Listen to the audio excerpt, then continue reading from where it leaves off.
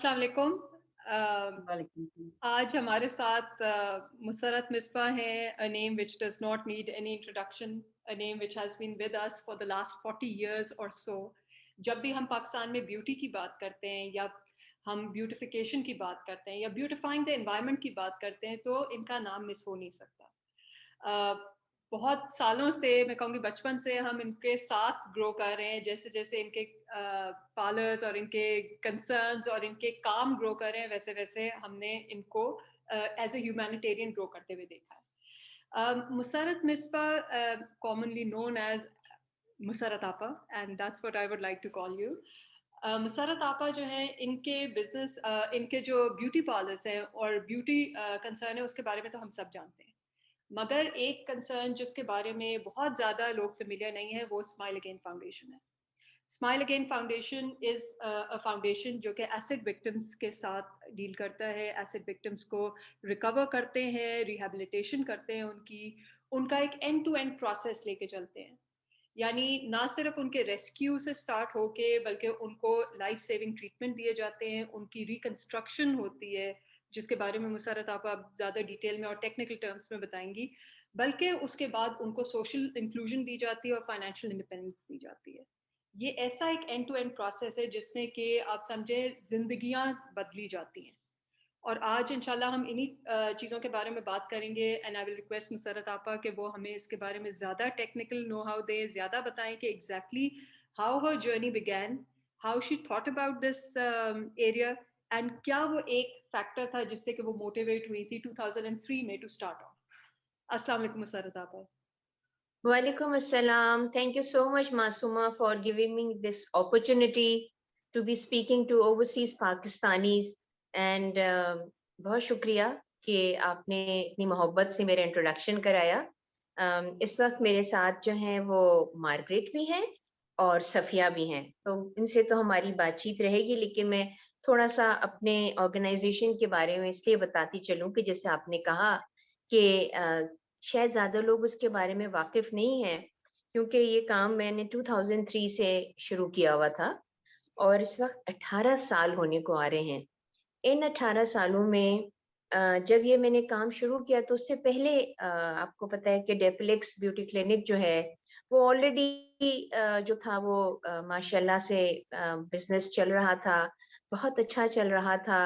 And right now since 1980 till date we have 78 branches all over Pakistan, Depilex beauty clinic and institute की, जो कि पाकिस्तान भर के मुख्तलिफ शहरों में मौजूद हैं। 2003 में एक ऐसी बच्ची जिसका चेहरा बिल्कुल झुलस गया था, जिसकी एक आंख नहीं थी, जिसके नेक और चिन कॉन्ट्रैक्चर्ड था, नोज जो थी वो भी उसकी जगह भी एक सुराख था, और उसने अपने आप को कवर किया हुआ था, और उसने आके मुझसे कहा कि आप और मैं बस घर जा रही थी, मतलब शाम का जैसे अभी इस वक्त है, डेप्लेक्स बंद हो जाता है, तो मुझे कहती हैं कि आप इतनी बड़ी ब्यूटिशियन बनी फिरती, मुझे अपने मेकअप से ठीक करें। जब उसने अपना चेहरा हटाया तो आप I was standing and I was so wobbly, I just sat down, मुझे ऐसा लग रहा था मेरे पाँव में जान नहीं है, और मैं बैठ गई, क्योंकि मेरे सामने जो बच्ची थी, जो खातून थी, उनका कोई चेहरा ही नहीं था, and she was expecting me कि मैं उनको उनको ठीक कर दूंगी। सो मैंने उनसे कहा आप कल आ जाइएगा, मैं आपकी मदद कर लूंगी, कल आपको हॉस्पिटल लेकर चलूंगी। तो उसने कहा मेरे पास रहने की जगह नहीं है। वो स्टेशन से आई, पहले पीटीवी सेंटर सेंटर से उन्होंने मुझे मेरे पास भेज दिया। उस वक्त कोई स्माइल अगेन फाउंडेशन नहीं थी, लेकिन शायद उन्होंने सोचा मेकअप के हवाले से मैं उसको हेल्प कर सकती हूँ। लेकिन वो दिन जो था उसने मेरी जिंदगी बदल दी, क्योंकि आपको पता है कि मेरा फील्ड जो था, it was all about glamour, it was all about beauty, एक पिंपल, सफेद बाल, चेहरा अच्छा होना चाहिए, साफ होना चाहिए, मॉडल्स, एक्ट्रेसेस, ड्रामे, you name it, we were all over, हम हर चीज कर रहे थे।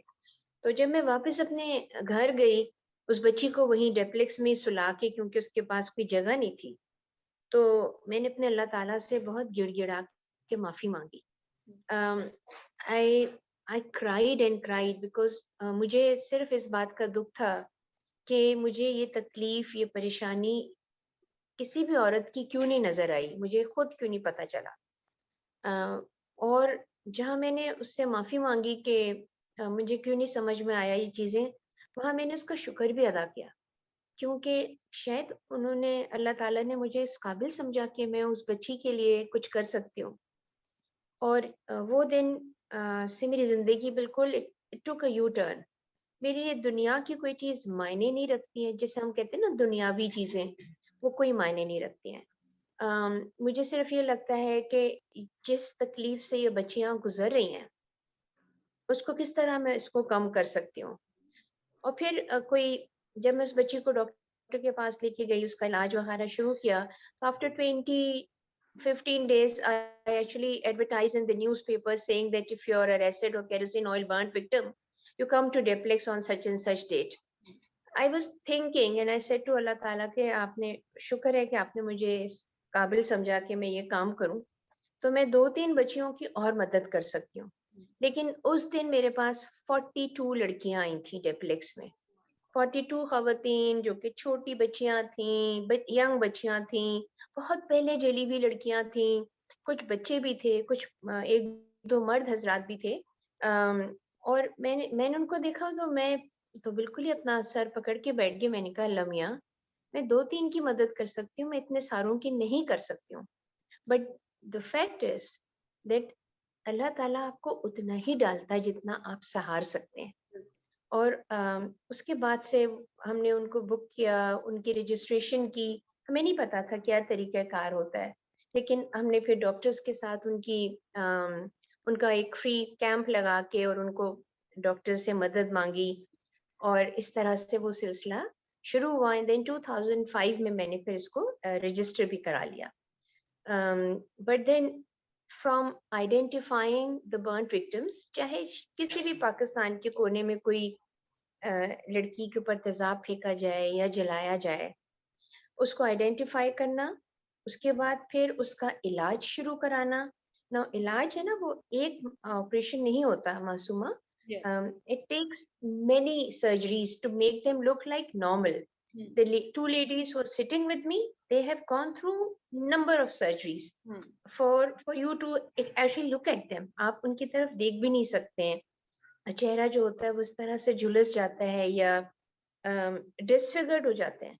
So from identifying them to their surgeries, which we give free of charge, Yes. then उसके बाद जहाँ उनके सर्जरीज के बाद जैसे हाथ जुड़े हुए हैं, उनकी उंगलियां खोल दी, या यहाँ से जुड़े हुए हैं limbs, you know, as soon as the limbs start working, or the neck or chin which was contractured could be moved after the operation, we start training them in some kind of skill, because I believe in teaching them how to fish, not to give them a fish every day.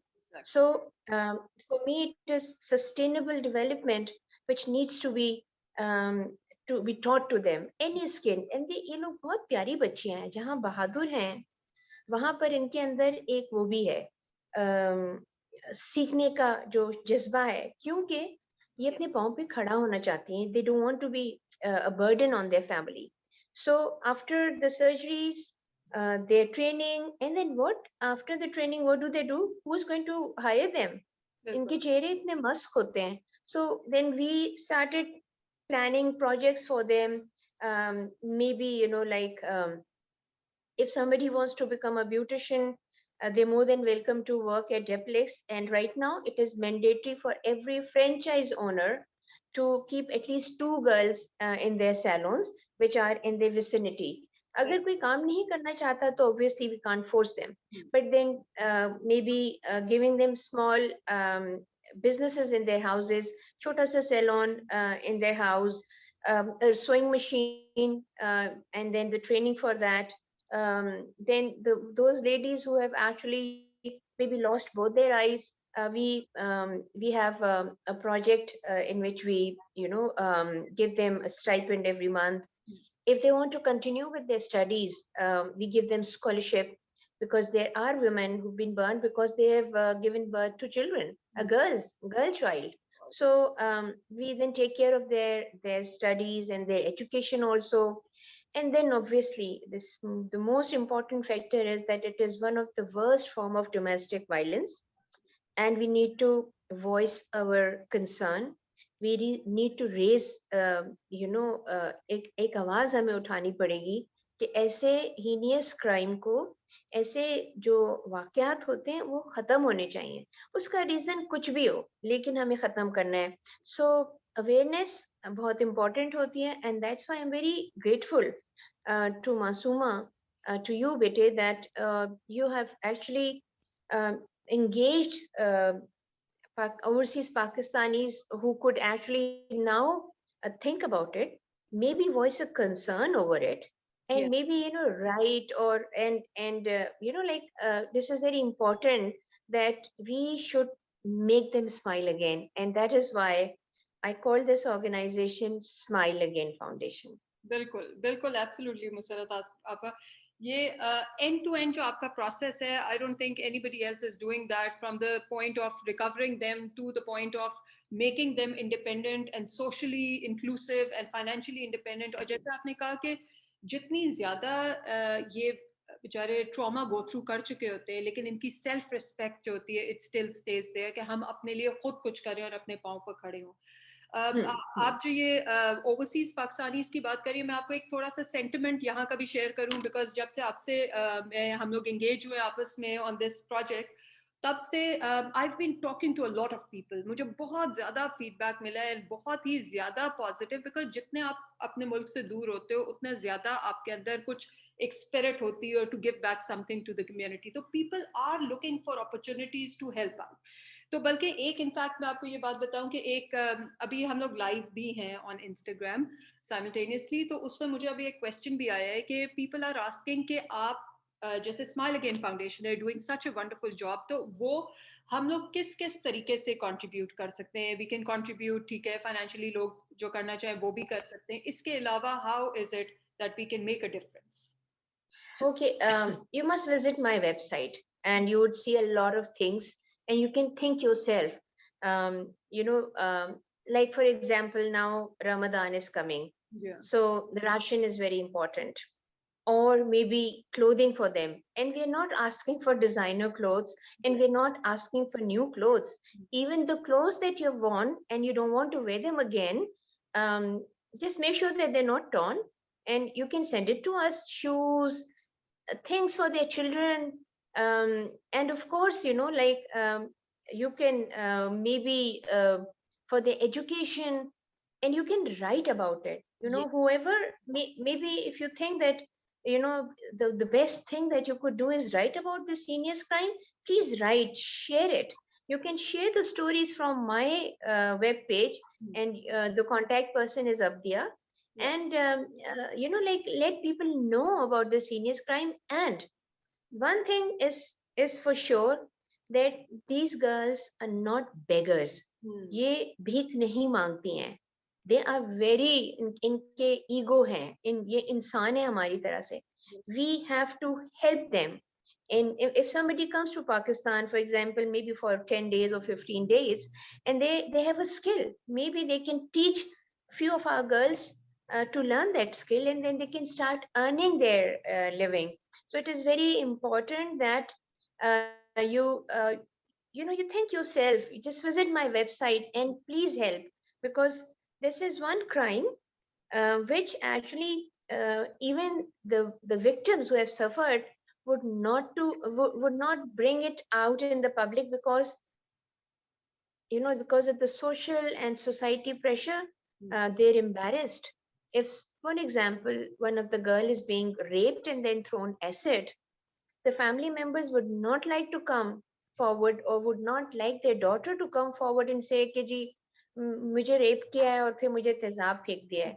क्योंकि unfortunately the mindset of our people is that if she has been thrown acid, if she has been burnt with kerosene or petrol, she must have done something to deserve it. They want to, when they go to different police stations and all, the person who's writing the first reporting, which is called FIR, वो he writes and he says की कितना सी जनाब, Right. यानी she must have done something to deserve this. Now this is wrong, even if she has done something. ये हमें ना बचपने से, आपको पता है, हम कुरान में पढ़ते हैं, हम सुनते हैं, तुम्हें दोजख की आग में झोंक दिया जाएगा ना। दोजख की आग इज आग, जो कि अल्लाह ताला की प्रोगेटिव है, मेरा और आपका नहीं है। सो कैसे हम एक ऐसा अमल अपने हाथों पे ले लेते हैं जो कि हमारे लिए नहीं है।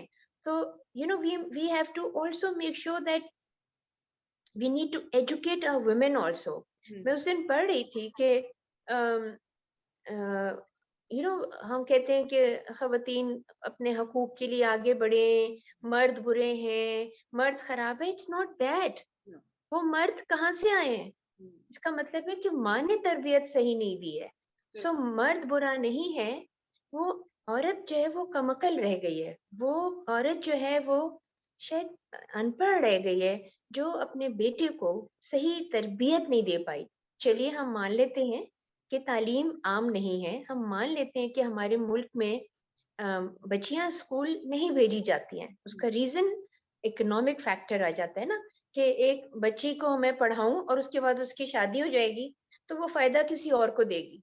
लेकिन अगर एक बेटे को पढ़ाया जाता है तो बेटा तो साथ रहेगा, तो बुढ़ापे का सहारा और बुढ़ापे की लाठी बेटा है। सो इस चीज को खत्म करने के लिए ये जरूरी है कि माएँ जो हैं वो इक्वल फुटिंग के ऊपर अपने बेटे और बेटियों को तरबियत दें, बेटों को भी उतना ही सिखाएं जितना कि बेटियों को सिखाया जाता है।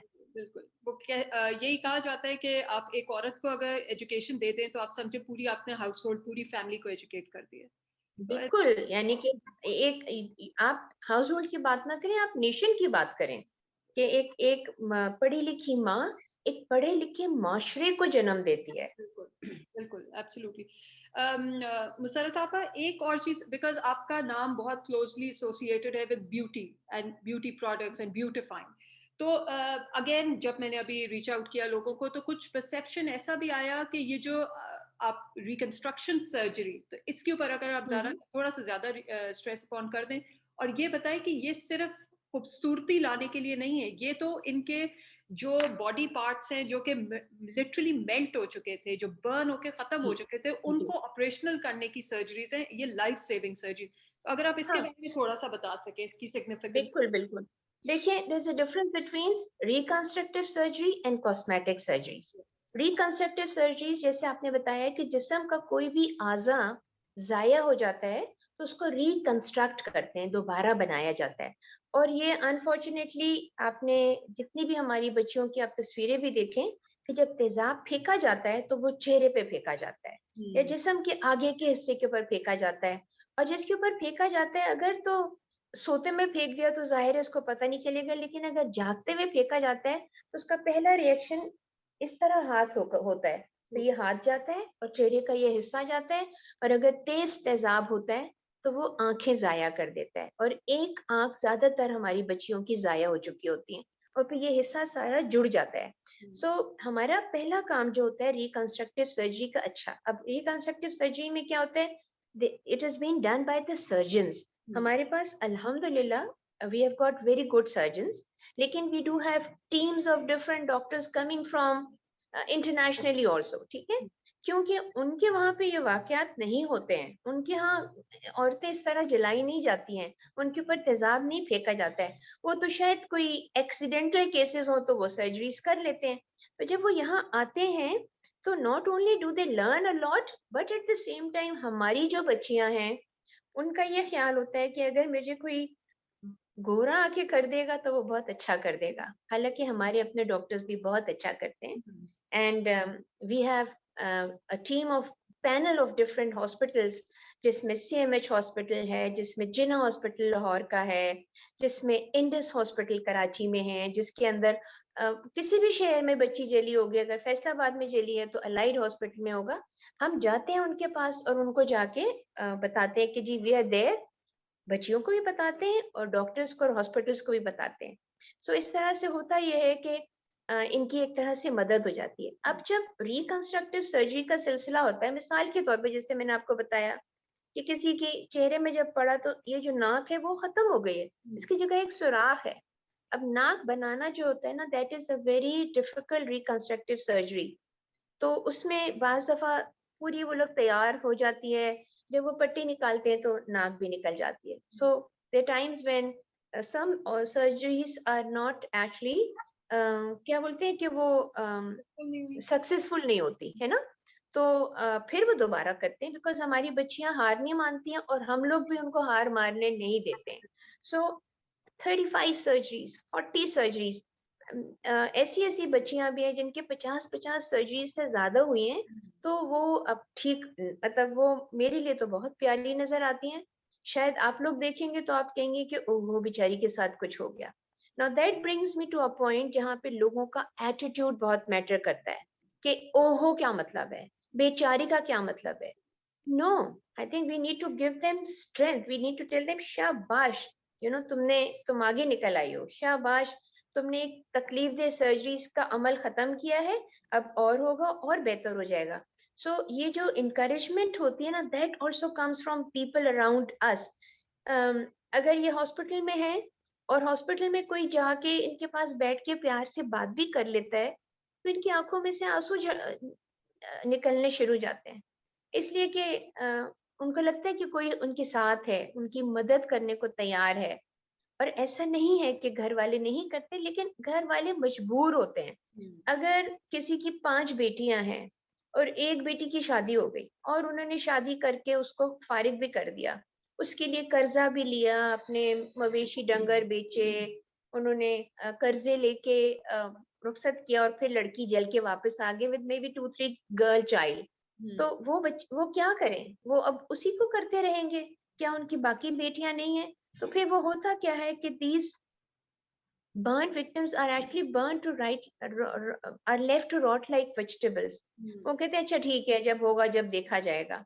अ, घर वाले क्या, मोहल्ले वाले क्या, रिश्तेदार क्या, दे डोंट कॉल देम, उनको पता भी होता है कि इनके साथ ज्यादती हुई है, लेकिन वो कहते हैं कि नहीं नहीं नहीं, इनका साया नहीं पड़ना चाहिए, हमारी खुशी की तकरीब में नहीं आए। ये क्या बात हुई, क्यों नहीं आए? ये तो आपकी बच्चियां थी, आपको पता है बचपने में आपने इनको देखा था।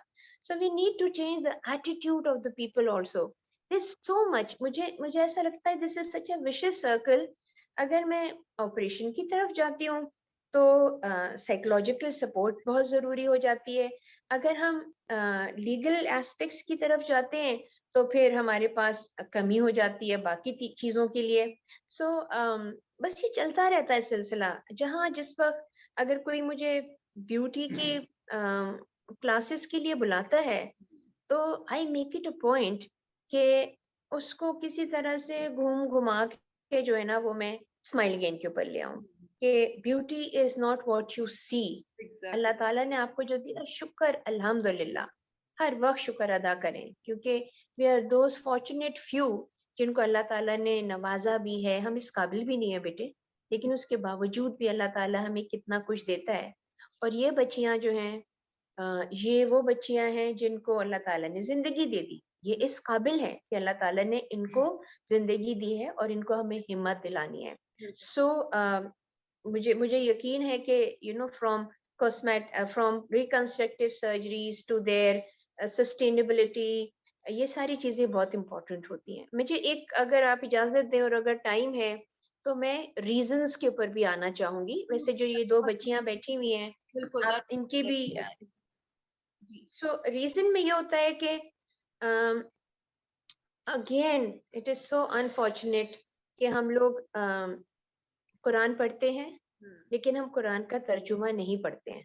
माँ बाप अपने बच्चों को कुरान पढ़ा के यामीन कर देते हैं, बिस्मिल्लाह पढ़ा देते हैं, मिठाइयाँ बांट देते हैं, लेकिन बच्चों को का जैसे ही शऊर आना लगे उसका तर्जुमा जरूर बताना चाहिए।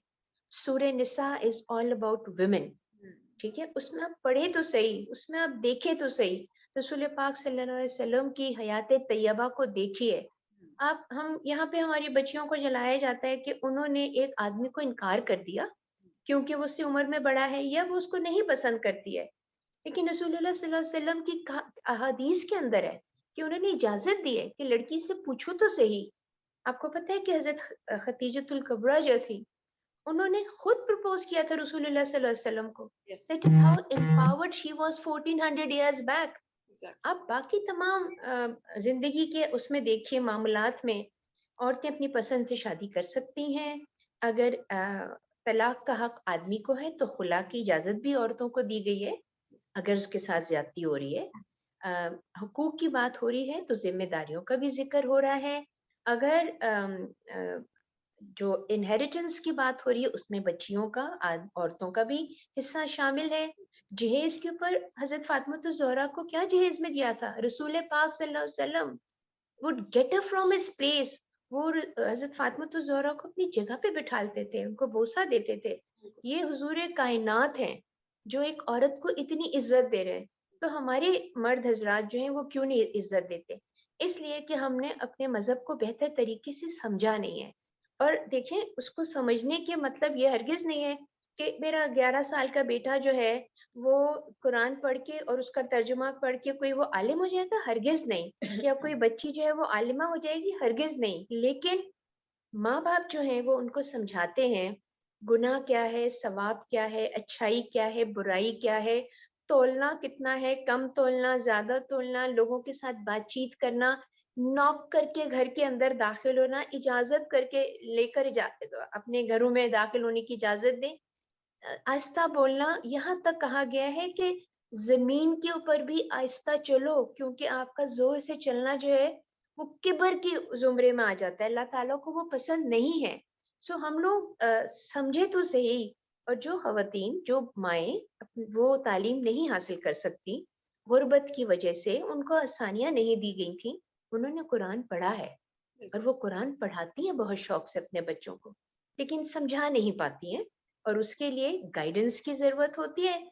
आप अपने असातिज़ा से, अपने घर के बड़ों के, घरों का एक एक स्ट्रक्चर होता है. घर का एक मर्द होता है जो कि बड़ा होता है, दादा होते हैं, दादी, नानी, ये सब रिश्ते हैं. हर रिश्ता माँ के ऊपर नहीं खत्म हो जाता. हर रिश्ता एहसास का रिश्ता होता है. बीवी का हो, बेटी का हो, बच्ची का हो, खाला को हो, फुप्पो का है, किसी का भी हो. जहाँ पे आपके दिल में एहसास होगा वहां पर आप उसकी कदर करेंगे, उसके साथ मोहब्बत करेंगे. और औरतों के साथ मोहब्बत करना बहुत आसान होता है. So we need to educate our women. और ये तालीम जो है वो तालीम और तरबियत, पहले हमेशा यही होता था कि जी आपकी तालीम और तरबियत बेटी की बहुत अच्छी है. तो तरबियत जो है वो माँ देती है, तालीम उसको असातिज़ा देते हैं. और जो बच्चियां असातिज़ा तक नहीं पहुंच जाती हैं उनकी तालीम और तरबियत दोनों माँ देती है, बाप देते हैं, उनकी जिम्मेदारी होती है. सो अगर इसलिए जला दिया गया कि इजाजत, उस वो लड़की पसंद नहीं करती है उस लड़के को, और वो कहता है कि जी तुम अगर मेरी नहीं तो तुम किसी की नहीं हो सकती हो, या जहेज के ऊपर जला दिया जाता है, या बेटियां पैदा होने के ऊपर रसूलुल्लाह सल्लल्लाहु अलैहि वसल्लम ने 1400 साल पहले बेटियों को जिंदा दरगोर करने का नापसंदीदगी का अमल कहा था, खत्म कर दिया था वो. आपकी इनहेरिटेंस के ऊपर होता है. ये तमाम चीजें मौजूद हैं. It is just a matter of कितनी देर लगेगी सूरह नसा पढ़ने में, कितनी देर लगेगी उसका तर्जुमा पढ़ने में, और कितने दिन लग जाएंगे उसको समझने में. जिंदगी नहीं गुजर जाती है. सो मेरे ख्याल में it's about time that all women, और ऐसे ओवरसीज पाकिस्तानी जो इस वक्त मुझे सुन रहे हैं, चाहे वो मर्द हो चाहे वो खवातीन हो, वो इस बात को जरूर अपने जहन में रखिए कि आपकी तरबियत जो है वो इक्वल बेसिस के ऊपर होने चाहिए. आपकी तरबियत जो है वो बेहतरी की तरफ दोनों बच्चों को लेके चाहिए, चाहे वो लड़का हो चाहे वो लड़की हो. बिल्कुल बिल्कुल सही आप कह रही हैं. एंड जहाँ आप कह रही हैं कि मल्टीपल गाइडेंस सिर्फ माँ बाप के नहीं रुक जाती, बल्कि आपका एनवायरनमेंट, आपके रिलेटिव्स, आपके नाना नानी, दादा दादी सब आपको गाइडेंस देते हैं.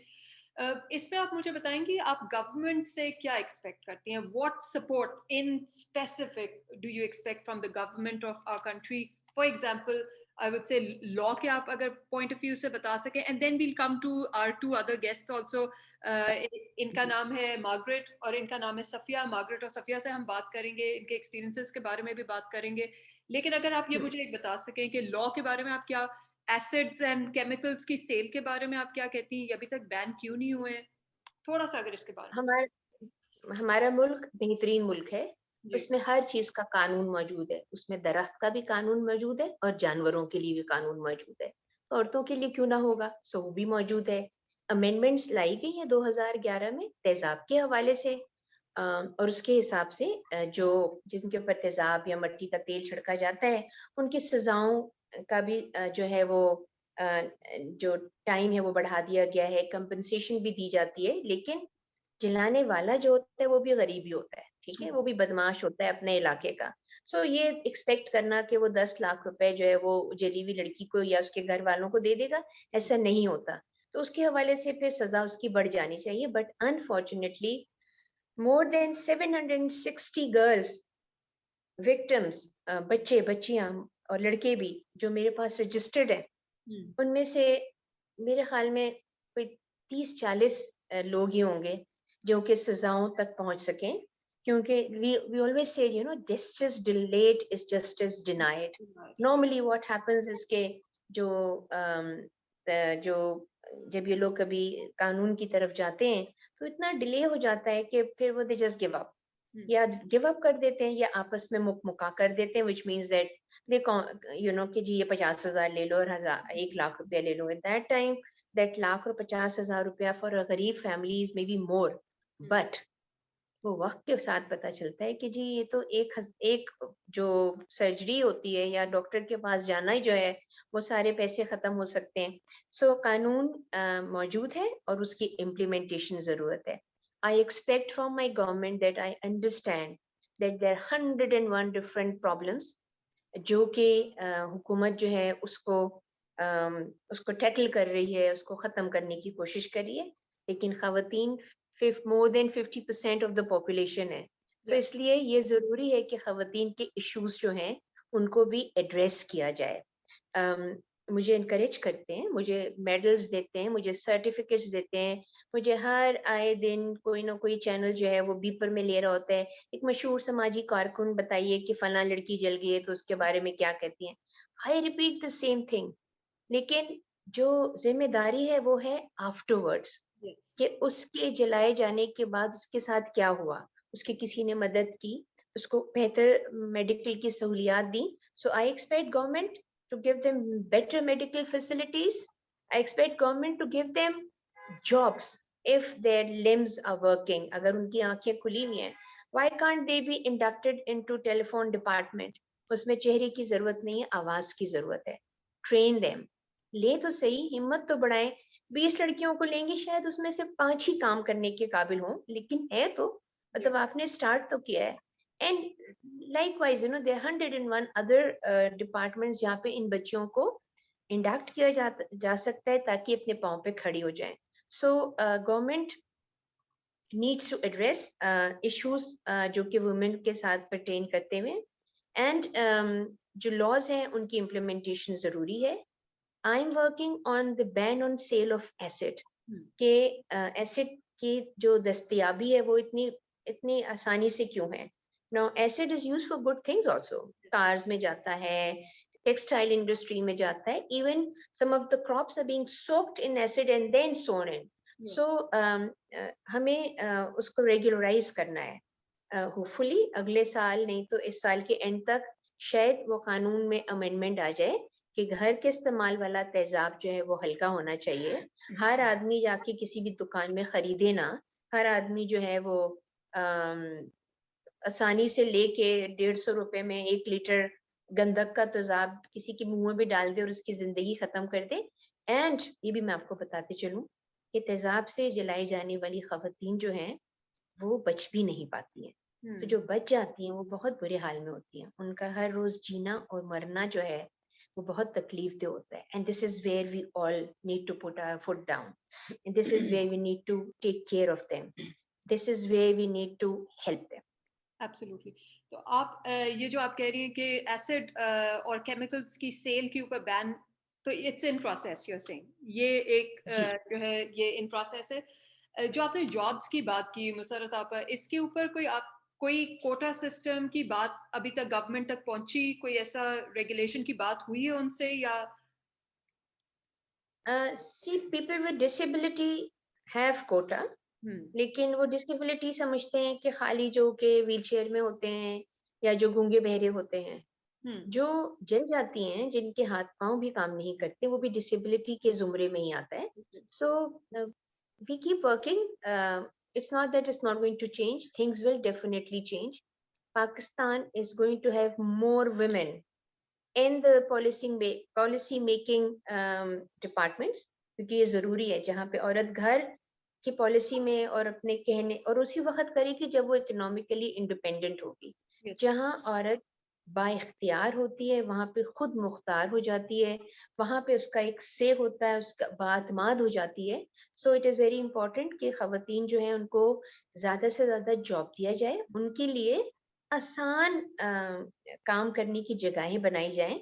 नखरा भी करने की जरूरत नहीं है। ऐसा नहीं है कि औरतें जो हैं वो, आपने देखा है, मजदूरी करती हैं, ईंटें सर पे रख के प्रेग्नेंट होती हैं तो वो सीढ़ियां चढ़ रही होती हैं, तो ऐसा भी नहीं है कि वो फूल हैं, no, but then give them and appreciate them, and I'm sure things would change, and government will also take plunge into the issues pertaining to women, because it's high time. It's high times. Definitely it's high time. जो अभी हमारे साथ Margaret हैं और सफिया हैं, तो इनसे थोड़ी सी बात कर लेते हैं। मार्गरेट, आपसे स्टार्ट करते हैं। आप थोड़ा सा अपने बारे में। जी। I'm so sorry, I just want to add here Yes. that Smile Again Foundation जो है वो कभी भी डिस्क्रिमिनेट नहीं करता है, कि वो खवातीन या बच्चियां या बच्चे जो हैं वो किसी मजहब या कास्ट या क्रीड के हवाले से उनको हम इलाज ना करें। Yes, we have the departments जिसमें क्रिश्चियन बच्चियां हैं, हिंदू बच्चियां हैं, माइनॉरिटीज की मैं बात कर रही हूँ, ट्रांसजेंडर्स हैं और मुसलमान बच्चियां हैं। So we treat them all, we treat them, we help them. हमें उनमें कभी कोई तफरीक नहीं की है और ना ही हमें करनी चाहिए। हाँ, जो लोग इनके लिए कोई मदद करते हैं तो वो हमें बता भी देते हैं कि वो किसके लिए करना चाहते हैं, विच इज आई मीन आराम से हो सकता है। So yes, Margaret here is Christian girl, and आप इनसे, मैं बीच से हट जाती हूँ और मार्गरेट बीच में आ जाती है ना। आइए।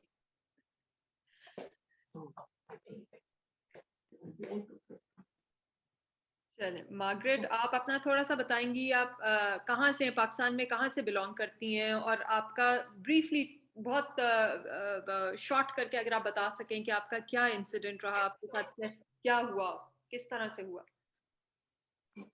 अस्सलाम वालेकुम, मैं लाहौर से हूँ, कुमाहा गांव से हूँ, और मेरे घर में एक रिश्ता आया था। मेरे पुप्पू ने कहा कि आप मार्केट बड़ी होगी तो आप इसके लिए रिश्ता देखने मेरे अब्बू को कहा।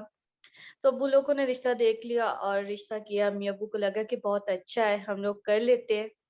मैं अम्मी के घर में हेल्प करती थी, मैं पढ़ी लिखी नहीं हूँ, मैं अनपढ़ हूँ। तो फिर अम्मी अब्बू ने रिश्ता किया, और रिश्ते के कुछ, उन्होंने जब रिश्ता किया था तो उन्होंने कहा कि आप लोगों को क्या क्या चीजें चाहिए ना। तो उन्होंने कहा कि जिसने बेटी दे दी उसने सब कुछ दे दिया, बेटी आप लोग की हमारे घर आ जाएगी तो हमें कुछ नहीं चाहिए। तो शादी के करीबन 1-2 माह के बाद ही जो मेरी सास थी उनकी बहुत ज्यादा डिमांडें हो गई कि बाइक ने दी, फ्रिज ने दिया मार्गरेट को। मतलब तो जहेज जो था, जहेज को लेकर बहुत ज्यादा उनका इशू हो गया। फिर लड़ाई झगड़े होने लगे और मैं अपनी अम्मी के घर आ जाती थी। और इसी के दौरान मेरे हस्बैंड जो थे वो कहने लगे कि वो मुझे तलाक देकर दूसरी शादी करेंगे। तो मैं काफी अरसा अपनी अम्मी के घर रही। मेरे अम्मी के घर ही मेरा बेटा हुआ। जब बेटा हुआ तो तलाक होने वाली थी, तो सास ससुर ने कहा कि हम लोग तलाक नहीं चाहते, हम अपनी बेटी को लेकर अपने घर जाएंगे। जब घर लेकर गए सुलह सफाई के साथ, तो अचानक से मेरे हस्बैंड ने फिर से कहना शुरू कर दिया कि मैंने तलाक देनी है। काफी रात तक हमारी लड़ाई होती रही, जिसमें वो मुझे कहते रहे कि घर से जाओ। तो मैंने कहा कि अब रात हो चुकी है, मैं नहीं जाऊंगी, जैसे सुबह होगी तो मैं अपनी अम्मी के घर चली जाऊंगी। मैं सो रही थी तो मेरी सास ने कहा कि मार्गरेट ऐसा करो, बेटा मुझे दे दो। जब मेरी सास सुबह 4 बजे मेरा बेटा अपने पास लेकर गई तो मैं सो गई थी। फिर अचानक से मेरे हस्बैंड आए, उन्होंने लॉक किया तो मैंने दरवाजा खोला तो उन्होंने मेरे ऊपर पेट्रोल फेंक कर आग लगा दी, और उसी दौरान में बेहोश हो गई थी। करीबन 1-2 माह के बाद मुझे होश आई थी, क्योंकि मेरी जो नेक थी और बाजू और फेस सब जल चुका था, और मेरा होठ तो खत्म हो चुका था। ये सर्जरी के साथ मेरा होठ हुआ। उसके बाद जब मैं होश आई तो मेरे हस्बैंड ने कहा कि मैंने खुद को आग लगाई, जबकि मैंने खुद को आग नहीं लगाई थी।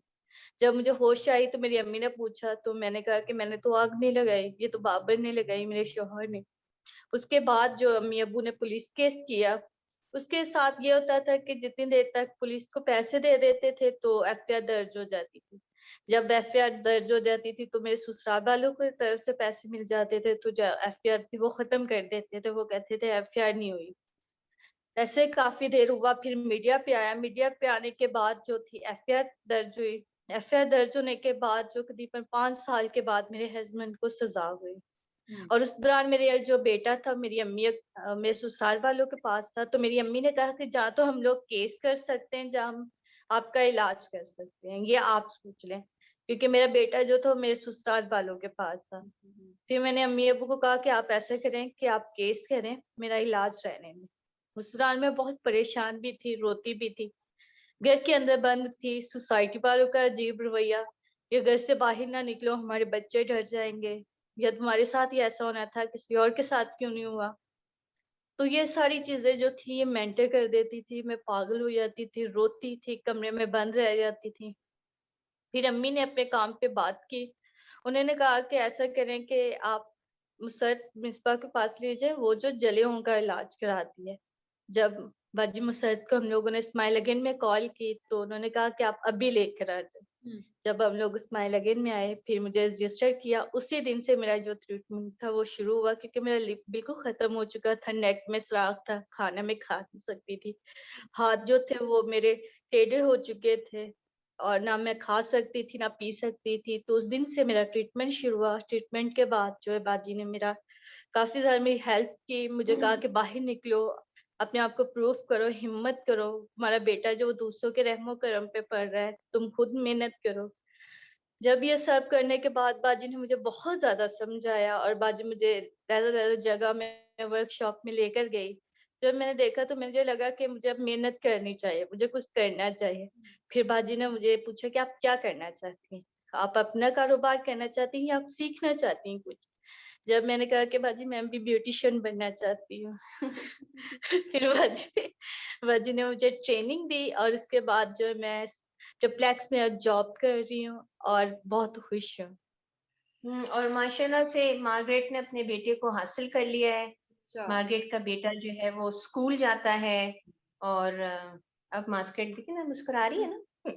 मार्गरेट, मैं आपकी स्टोरी सुनते सुनते हमारे और जो सुन रहे होंगे और उनकी आंखों में आंसू आ गए, और आप जो है वो स्माइल कर रही हैं, ये आपकी मतलब क्या कहूँ, ये आपकी बहुत ही स्ट्रांग होने की निशानी है। मुझे थोड़ा सा आप ये बताएंगी मार्गरेट कि आपके हस्बैंड को फिर पुलिस ने पकड़ लिया, उनको फिर आगे क्या हुआ, उनका क्या, उनको सजा मिली या इस वक्त उनका क्या हो रहा है? उनकी तब्दीश होने के बाद जो थी वो फिर उनको कोर्ट में ले जाया गया, और फिर सजा उन्हें हुई थी 1-2 साल के बाद। जब उन्हें सजा हुई थी तो 50 साल की सजा हुई थी और 10 लाख जुर्माना हुआ था। जबकि 3-4 साल के बाद जो उनकी बेल होगी, और मुझे नोटिस भी नहीं आया और मुझे पता भी नहीं। वो जब रिश्तेदारों ने देखा कि वो बाहर आ गया तब मुझे पता चला कि हाँ वो बाहर आ गया। लेकिन जब मैंने कहा जाकर पता किया पुलिस स्टेशन में, तो उन्होंने कहा कि हमने नोटिस भेजा, जबकि नोटिस उन्होंने भेजा ही नहीं मुझे।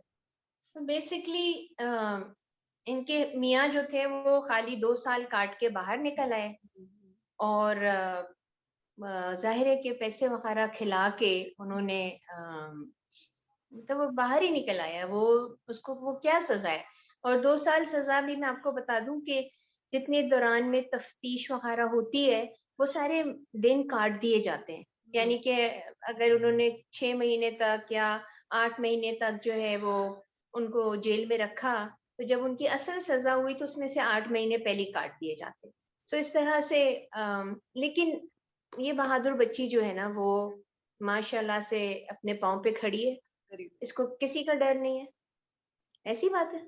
इनकी स्माइल मैं ही इस जी बोल बात की रही निशानी है, इनकी स्माइल इस बात की निशानी है कि ये अब एक इंडिपेंडेंट लेडी है, इंडिपेंडेंट, और हूँ। अपनी सेल्फ टोटल। रिस्पेक्ट के साथ बच्चे को पाल बिल्कुल। रही है, माशाल्लाह, बहुत माशाल्लाह से। अमेजिंग बात है। एंड शी वांट्स टू, आप अपने बेटे को क्या बनाना चाहती हैं ये भी तो बताएं। मैं डॉक्टर बनाना चाहती हूँ, जैसे कि मैं लोगों को खूबसूरत बनाती हूँ और मेरा बेटा उनका इलाज करेगा। वेरी नाइस, क्या बात है, माशाल्लाह, अगर सब लोग ये लर्न कर लें इस तरह की स्पिरिट तो क्या ही बात होगी। मार्गरेट, आपसे थोड़ी सी और बात करूंगी, पहले मैं सफिया से थोड़ी सी बात करना चाहूंगी। सफिया, आप अगर थोड़ा सा अपने बारे में बताएं, कहाँ से आप बिलोंग करती हैं और क्या हुआ, आपका क्या इंसिडेंट रहा, क्या वाकया हुआ आपके साथ?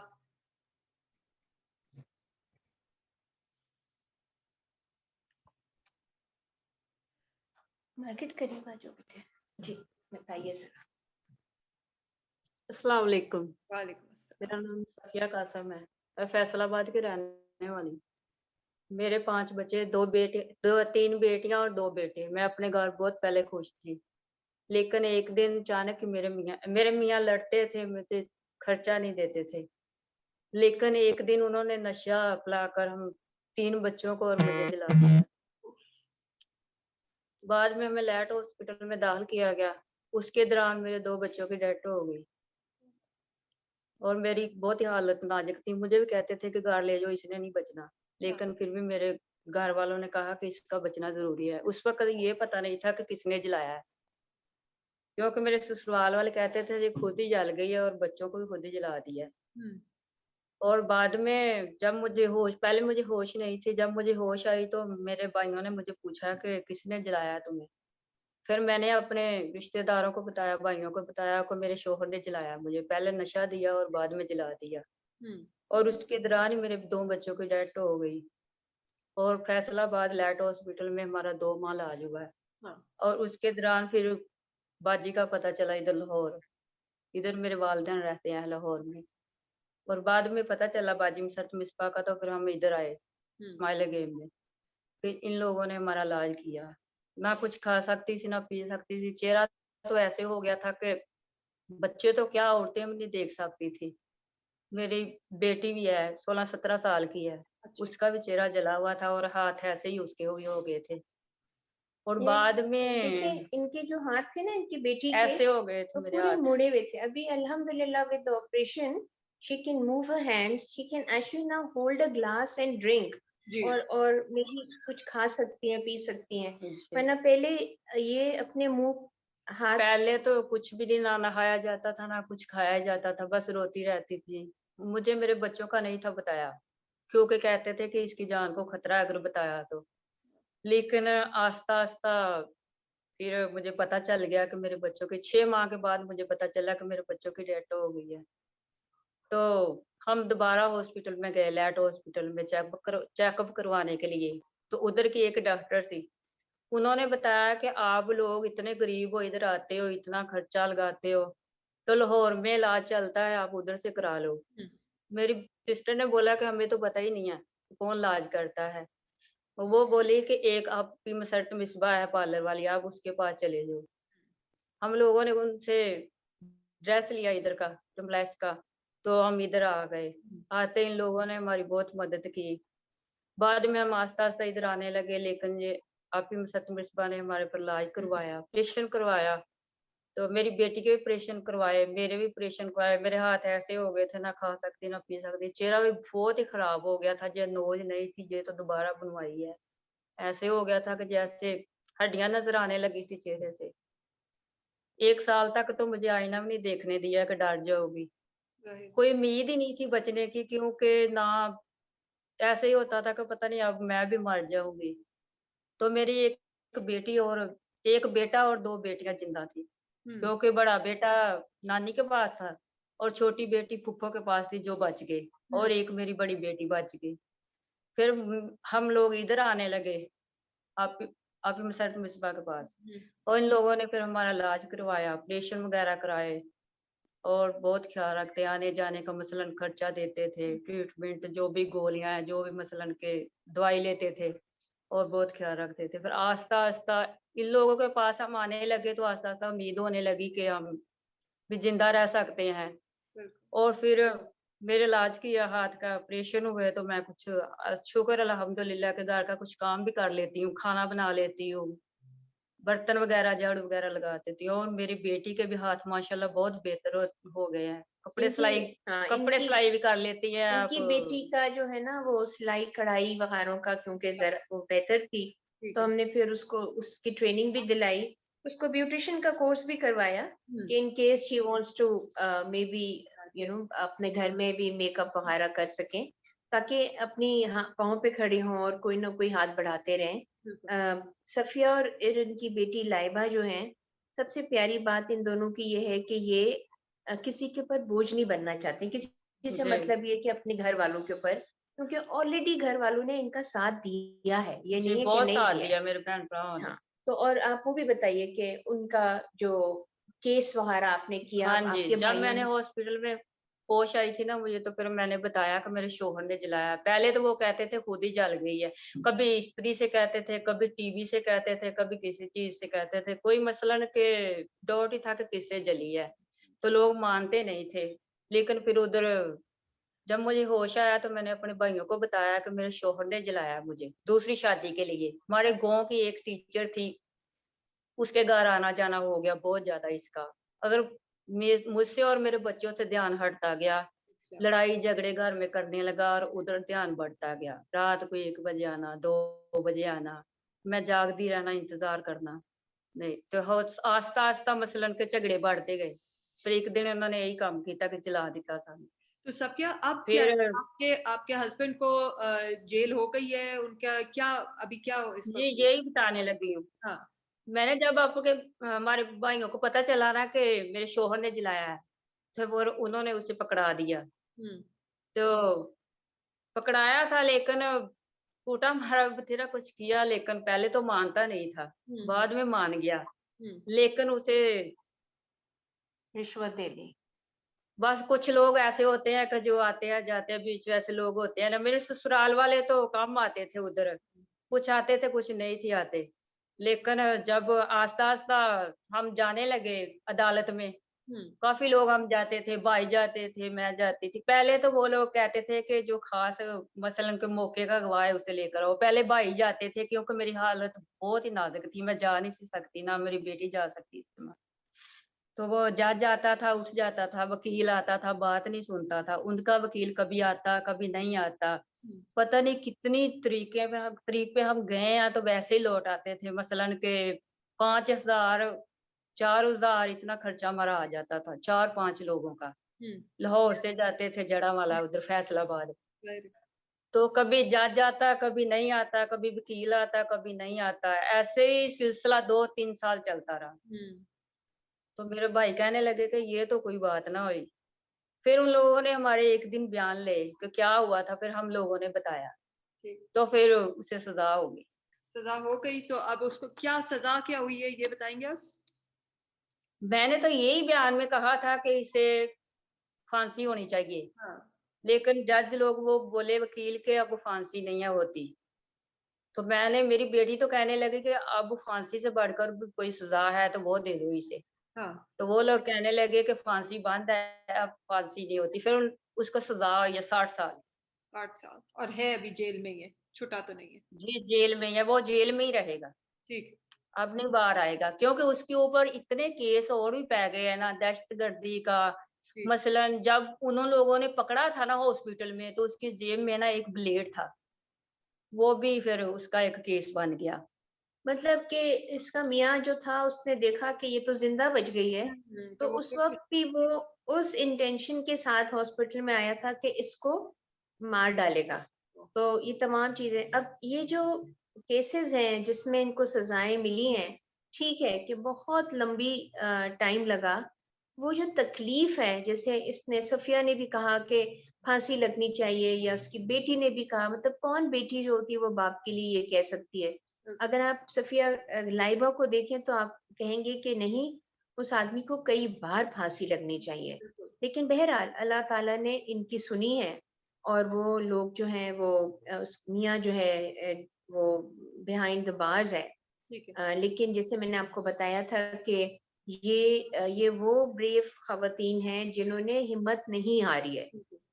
और ये भी देखें, आपने गौर किया होगा कि जज कहते थे कि जिनके साथ वाक़या हुआ है वो चश्मदीद गवाह लाएं। जी, जी, फिर मेरे चश्मदीद भाई लेकर गवाह गए कहाँ थे से इधर। लेकर कहाँ आए? से लेके और आएँगे? फिर सफिया को लेके गए, जब सफिया की हालत देखी तब जाके उनको, और ये बहुत दफा हमारी बच्चियों के साथ हुआ है कि हॉस्पिटल में भी क्योंकि ये आपको पता है कि ये क्रिमिनल केस होता है, तो फौरन पुलिस आ जाती है। तो पुलिस वाले जो होते हैं वो कहते हैं कि जिस जगह ये वाकया हुआ था उस जगह रिपोर्ट लिखाया जाए। अब ये अपना इलाज करवाएं, ये हॉस्पिटल से निकले, और या वो वहां जाके उसी हालत में पहले एफआईआर कटवाएं और फिर वापस इलाज करें। कितनी बच्चियां हमारी जो होती हैं वो नहीं बच पाती हैं क्योंकि इतनी बुरे हाल में होती हैं। जहाँ नहीं बची तो वहां पे ना माँ बाप परसू करते हैं उन लोगों को, ना अनबिलीवेबल किस्म की बातें होती हैं। मगर बहरहाल ये ऐसा नहीं है कि पाकिस्तान की हर औरत जो है वो जलाई जा रही है।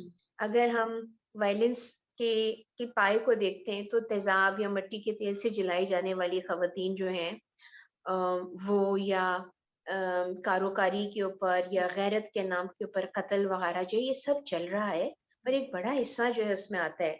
लेकिन जब तक कानून इतने ही सख्त हो जितना कि इन दोनों के, फिर आप कोई डिटरेंट कायम करेंगे और इंशाल्लाह ताला बेहतर होता चला जाएगा। मैं नाउम्मीद नहीं हूँ, लेकिन जब तक ये चीजें जो हैं, अच्छा अब सफिया हैं या मार्गरेट हैं, ये वो बहादुर खवातीन हैं जिनको इनके घर वालों ने इजाजत दी है कि आप जाके बताएं। बिल्कुल। बहुत सी बच्चियां और बहुत सी खवातीन जो हैं वो सामने नहीं आती हैं। तो बाज दफा मुझे बड़ा अफसोस होता है जब ये लोग बातें करते हैं तो कहते हैं कि जी ये तो वही औरतें जो पिछले साल भी आई थी। भाई मैं हर साल जो है वो नई लड़कियों को क्यों लेकर आऊं? आप ये देखें कि पिछले साल से इस साल के अंदर सफिया का हाथ जो है वो सीधा हो गया है, बिल्कुल। मुड़ा हुआ था सीधा हो गया है। या मार्गरेट जो है, पिछले कितने सालों से आप काम कर रही हैं मार्गरेट? बाजी मैं 4 साल से जॉब कर रही हूँ और मुझे 8 साल हो गए। 8 साल हो गए, ठीक है। बिल्कुल। तो 4 साल में माशाल्लाह से मार्गरेट जो है ये कमाती है। तो ये चीजें जो है ये बताने की होती है कि भाई you know their sustainability, their हिम्मत, देयर रेजिलियंस, देयर इनका एतकाद, एतमाद, हर चीज जो है वो कितनी बेहतर है और कितनी जरूरी है। एब्सोल्युटली, एंड दे आर मतलब हम सबके लिए एक पिलर ऑफ स्ट्रेंथ है ये। इनको देख के बहुत से लोग हिम्मत पकड़ सकते हैं। मुसरत आप जस्ट टू एक थोड़ा सा वो करने के लिए, समराइज करने के लिए भी, and then I got some questions also online. तो Zahra, she is based in Dubai, she is asking के ये जो है, जो एसिड सर्वाइवर्स हैं, when at what stage do they feel कि they can now move on in life? क्योंकि वो वेंजेंस, वो एक गुस्सा, एंगर, वो इतना ज्यादा होता है, तो वो कौन सा वो टाइम होता है जब ये आगे मूव करना शुरू होती है? अच्छा, ये ना बड़ा ट्रिकी है क्योंकि बहुत सी बच्चियां जो हैं वो बहुत बुरे हालात से गुजर के, चाहे वो इतनी ज्यादा जली ना हो, लेकिन उनके साथ जो सलूक होता है लोगों का वो बहुत खराब होता है। तो उनके अंदर का गुस्सा अलग होता है। ऐसी बच्चियां जिनके घर वाले थोड़ी बहुत उनकी हेल्प करते हैं, उनका गुस्सा अलग होता है। सो जब ये लोग आपस में मिलना शुरू होते हैं, they need psychological support and help, they need to see a psychiatrist, they need to see a psychologist. लेकिन अनफॉर्चुनेटली इनके घर वाले जो हैं वो उनको वो कहते हैं अगर आप बुला रहे हैं डॉक्टर के पास तो ऑपरेशन हो तो सही है, वरना खामखा बैठ के ये डॉक्टर के साथ दुख सुख नहीं करेंगी। Not realizing that this is how important, not just for them but for the family also. So हम लोग क्या करते हैं कि हम इन लोगों को गेट टुगेदर करते हैं, कोई पिकनिक मनाते हैं, कहीं खाना खाने चले जाते हैं, किसी बाग में चले जाते हैं, कभी बस के ऊपर सैर करने शुरू हो जाते हैं। That is the time when they sit with each other. जब ये आपस में बैठती हैं तो फिर ये रियलाइज करती हैं कि मुझसे भी ज्यादा तकलीफ में कोई है और मुझसे भी ज्यादा जो है उसके साथ बुरा सलूक हुआ है। तो इसलिए वो जो कहते हैं ना ग्रुप साइकोलॉजी, वो बहुत इंपॉर्टेंट हो जाती है। So it is only may be when they feel comfortable by being with the women or the victims जो कि उसी तरह का सफर कर रही हैं, या जब वो मुझ पे भरोसा करने लगती है, जब वो मुझसे असल बात बताती है। वरना ज्यादातर बच्चियां जो होती है जब हम उनसे पूछते हैं क्या हुआ तो कहती है जी हादसा हो गया था, तो बोतल रखी थी तेजाब की बाथरूम में, वो हम पर गिर गई, या वो गैस लीक हो गया। वो बाद में जब हमारे से मोहब्बत उनकी बढ़ती है, जब उनको पता चलता है, तब जो है वो बताना शुरू करती है। And that is the time when the change begins. The change begins when they start learning something. बिल्कुल। एंड आई थिंक आप जैसे कह रही है कि सोशल इंक्लूजन जो थी ना, वो that plays the biggest role. आप कुछ कह रही थी मार्गरेट?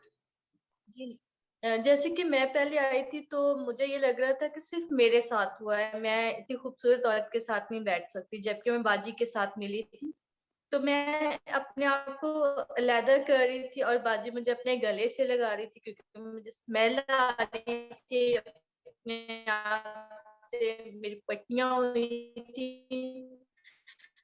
तो मैंने फिर 2 बार मुझे बुलाया, मैंने कहा कि मैं मैम के सामने खूबसूरत है, नहीं लगी मुझे, मैंने बात की तो मुझे अच्छा लगा। और जब एक वर्कशॉप पे थे, एक औरत थी कि उनकी आंख नहीं थी और उनके फेस जो था, हाफ फेस जो था वो बर्न हो चुका था, लेकिन वो बहुत खुश थी, उनका एक हाथ भी बर्न था।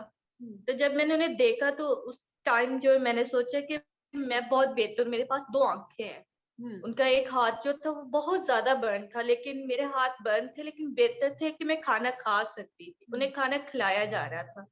तो उस टाइम जो मैंने देखा और फिर मुझे लगा कि नहीं, मैं बहुत बेहतर हूँ, और फिर मैं आगे शुरू हुई। तो इंक्लूजन, सोशल इंक्लूजन। हमारे घर वाले तो कहते हैं अब तो इतना सुकून आता, भाग जाती हो। बहुत खुश होती हूँ।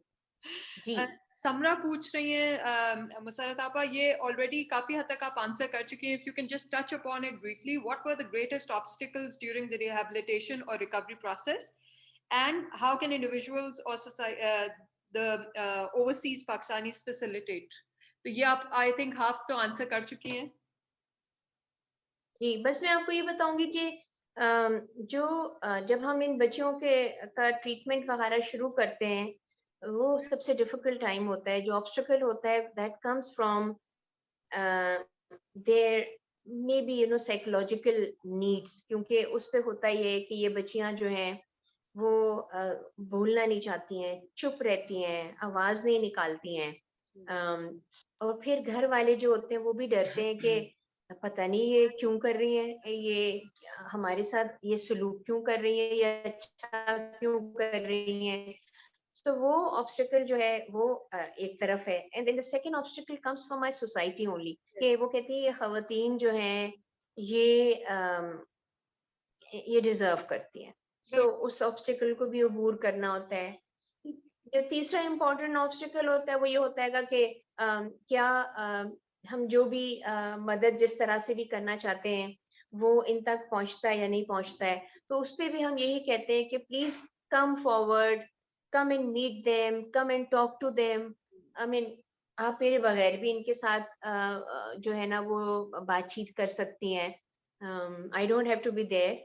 So, like I personally think that it is very important that आप सब लोग हमारी वेबसाइट को प्लीज विजिट करें, देखें कि उसमें क्या तरीका कार हो सकता है। जरूर जब आप कभी भी पाकिस्तान वापस आए, आजकल कोविड है लेकिन जब ट्रेवलिंग आसान हो जाएगी तो हमारे जो ऑफिसेज हैं वो हर जगह हैं। यानी कि आप झेलम भी जा सकती हैं। इनफैक्ट अभी परसों झेलम में हमारी, अगर आप वेबसाइट देखिएगा तो हमारी एक बच्ची है, वो मेरे पास 2003 से थी, and she got married day before yesterday and she was looking beautiful.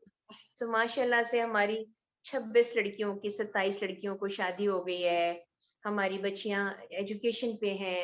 So things are moving. It's not that we are stagnant, but they need the support.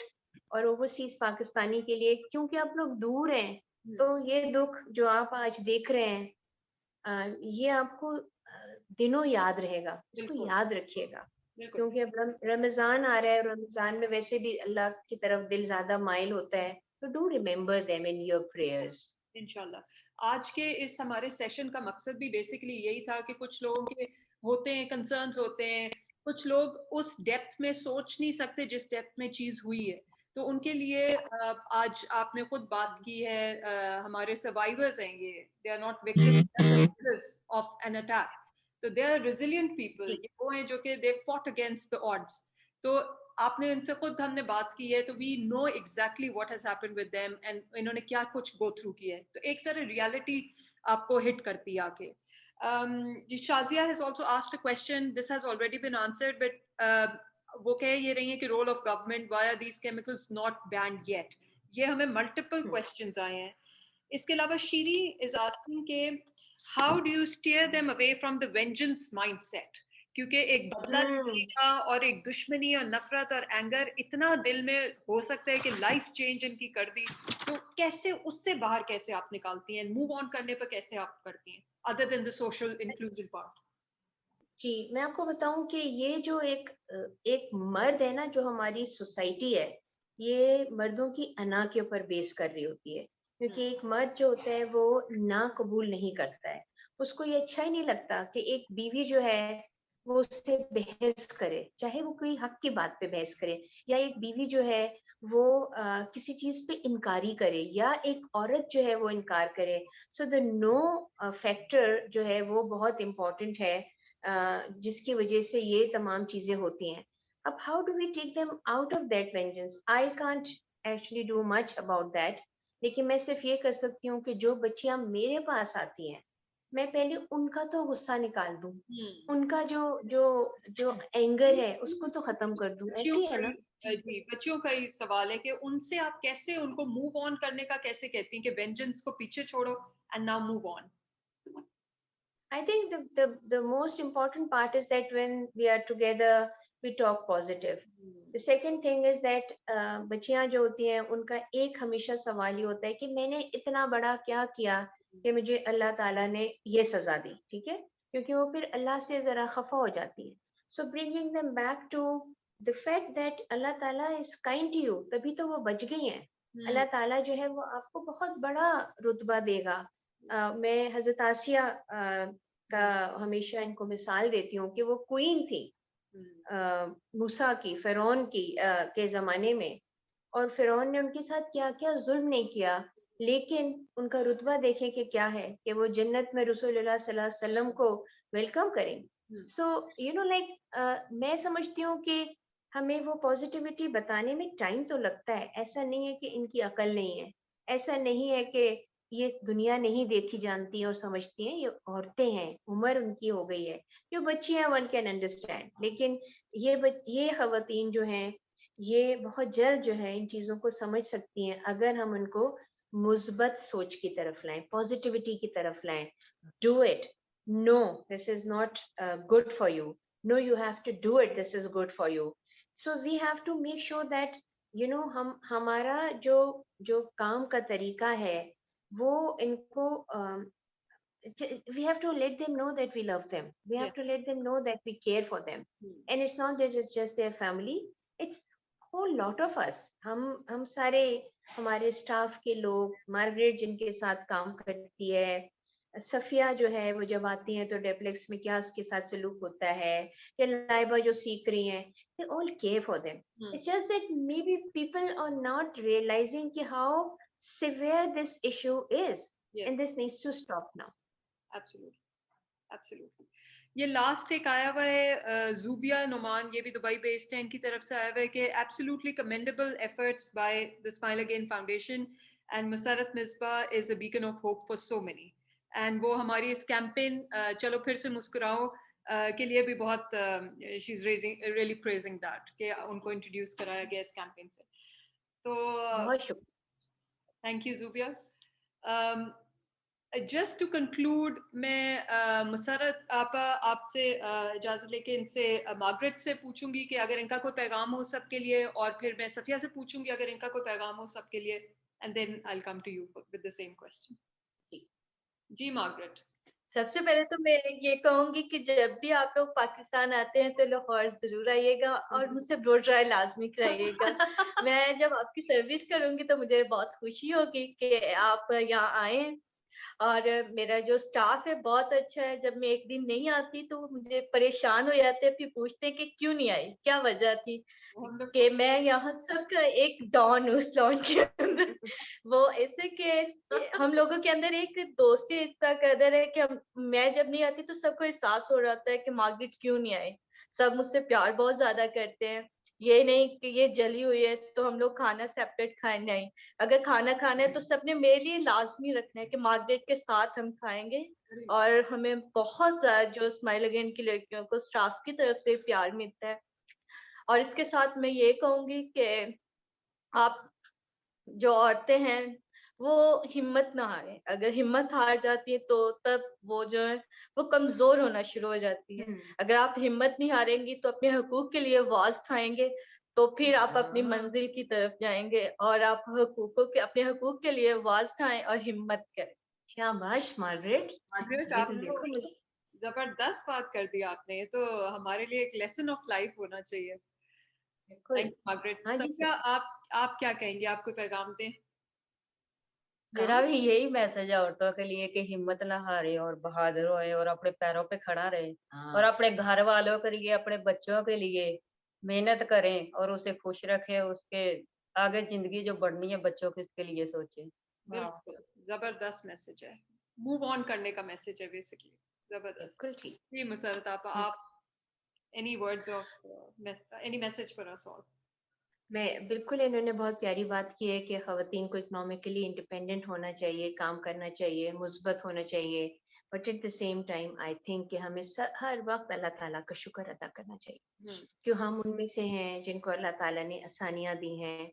हम उनमें से हैं जिनके लिए आसानियां प्लेट में रखी हुई हैं। And it is time for us कि हम उन लोगों में से बन जाएं जिसको अल्लाह ताला जो है वो पसंद करके चूज करे, क्योंकि जिसको अल्लाह ताला चूज करता है वो खुश नसीब होते हैं। और जो सुनते हैं और देखते हैं और फिर भी मुंह फेर लेते हैं, तो मैं कहती हूँ वो बदनसीबी है कि अल्लाह ने तुम्हें मौका दिया और तुम आगे नहीं बढ़ रहे हो किसी की, उसकी मखलूक की मदद करने के लिए। ये बहुत बड़ी बात है। सोचो तो ये बात जो है वो ऐसे जाके ठक से दिल को लगती है कि मुझे अल्लाह ने इस काबिल समझा है कि मैं कुछ करूं उसके मखलूक के लिए। बिल्कुल, बिल्कुल। आई थिंक सबसे बड़ी सर्विस वही है जहां आप दूसरे इंसान के लिए कुछ कर सकें। एंड और भी ज्यादा इम्पोर्टेंट बात जो आपने जैसे कही है कि अगर अल्लाह ने आपको वो प्लेटफॉर्म दिए या वो मकाम दिए या वो मे बी प्रिविलेज दिया है कि आपके पास दूसरों से ज्यादा कुछ है, चाहे वो पैसा है, चाहे अकल है, चाहे एजुकेशन है, चाहे पोजीशन है, तो आप उसको यूज करें to help other people. And I think this is the biggest service that you can do. And या हमारे ऊपर फिर ये ड्यूटी बन जाती है, ऑब्लिगेशन बन जाती है कि we must play our role in this. Thank you so much Musarrat आपा for being here. And I hope हमारा मैसेज इंशाल्लाह लोगों तक प्रॉपरली पहुंचे और इफ नथिंग एल्स हम अवेयरनेस जनरेट हो सके about this crime, about the acid survivors कि कितनी रेजिलिएंट ये खवातीन हैं और हम कुछ इनसे भी सीख सके। और I love the campaign name which is called चलो फिर से मुस्कुराएं। चलो भी मुस्कुराएं। हम सब मुस्कुरा रहे हैं। Thank you. चलो, थैंक यू सो मच।